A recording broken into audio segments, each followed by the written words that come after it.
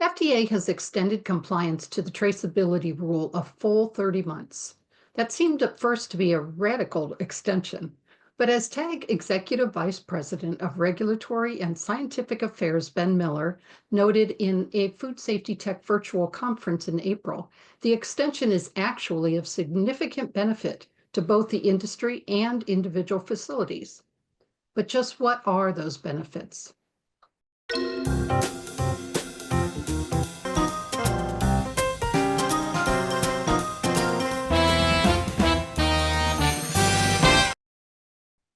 In this episode of Tag Talks Food Safety, I, your host Lisa Lupo, am following up with Ben to further discuss traceability, why the industry should not sit back and wait, and how businesses can and are using this extended time to their benefit.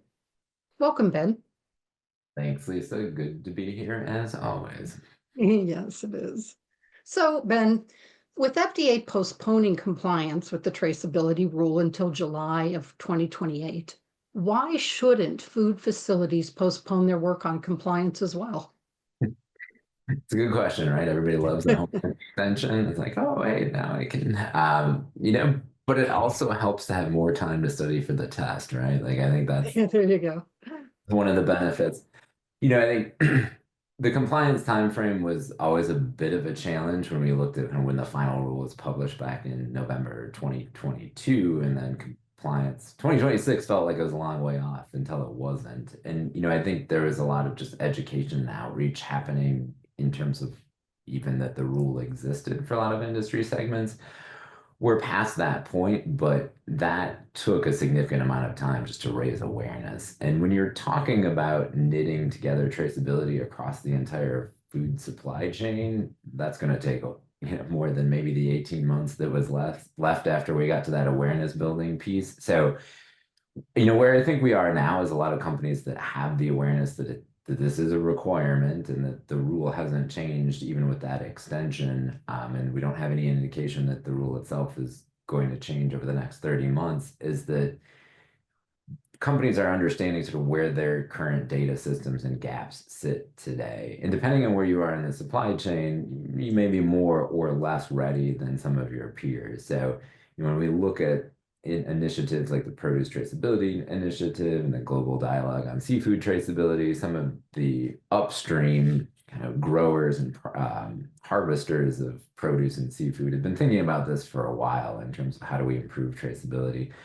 And over the years, that's kind of flowed forward in the supply chain so that we do have, I think, better traceability from a food manufacturing standpoint, looking at input of ingredients and linking that to the things that, end up in a finished product. Where traceability has remained a challenge is as we get farther down in the supply chain. So from distribution to retail to restaurants, at the lot code level anyways, that's not necessarily there. So that's really where a lot of the change is being driven. And I think, this extension really allows for companies, especially at that end of the supply chain, to both invest in the time and the technology that may be needed to help them get to that point of compliance. So again, it's 3 years, but from all intents and purposes, we kind of still need to be ready within 18 months that we can go out and practice, plug the pieces together, see that they all kind of work and light up the way that they should. And, hopefully not everybody's waiting until July 19th, 2028 to flip the switch and see if their traceability systems work. This gives us that opportunity to take several steps back and be ready for that date in a way that we likely weren't going to be ready for January 20th, 2026. Okay. So, but despite the fact of saying, keep moving forward, there also was some mention in the webinar, which we have linked in the description below, that companies shouldn't push too far with a, really set in stone implementation plan just yet. But why is that? Yeah, I think this pause also gives all of the industry to kind of align around what we sometimes are starting to refer to as kind of a good, better, best approach. So, good is I'm able to meet the regulation and trade information is required under FSMA 204. Better is now we're starting to see some standardization and alignment in terms of approach. And if that's more electronic interoperability, if that's better outreach, if it's more guidance around consistency in terms of data standards for traceability lot codes or traceability lot code source, key data elements. All of that gives us some more time to maybe, if we're not exactly on the same page in terms of traceability, we're at least in the same chapter of the same book. And that will help really, I think, increase the accuracy of the data and reduce some of the friction at different points in the supply chain. So that's a lot of the work that the Partnership for Food Traceability has been working on, is looking at what are some best practices around electronic interoperability. And in that group, we're also doing some work around simulating supply chains, looking at the differences in terms of supply chain performance for standardized versus non-standardized key data elements. So I think the pause in that regard is, let's see if we can get some alignment from an industry standpoint around what's the best approach, and then start to build some of our ASN or EPCIS systems around some of those industry-driven guidance approaches. Okay. Yeah. Yeah, that really makes sense. And, it's also obviously developing a really robust system that's interoperable across the industry really is a journey. So, given again the extended time frame and saying, okay, do this, don't do that, what should the industry as a whole and as individuals be doing now? And what are you seeing businesses doing? Yeah, I think, the FSMA 204 kind of touched off some additional requirements. And there's some retailers within, especially the US market, that have extended some traceability requirements. They're not exactly the same in terms of the way that a traceability lot code is assigned by the FSMA 204 regulations, but they're quite similar. And some of these retailers have extended that to all of the products that they're going to receive. So we should mention that this isn't just a FSMA 204 issue as much as it is a traceability and data-driven issue. So, Okay. you know, businesses right now, again, I think are getting a good sense of what their internal capabilities are, and they're starting to reach out to both their suppliers and their customers and have those conversations around, here's what I have, here's how I can send it to you. Let's make sure that this matches and meshes up. Again, I think from a practical standpoint, there's benefit in thinking about ways to drive to a more consistent approach or set of standards. And Mhm. that's some businesses are partnering, if that's working with their trade associations, if that's working with entities like GS1, if that's working with entities like the one that TAG and Levitt Partners are involved with FDA, the Partnership for Food Traceability.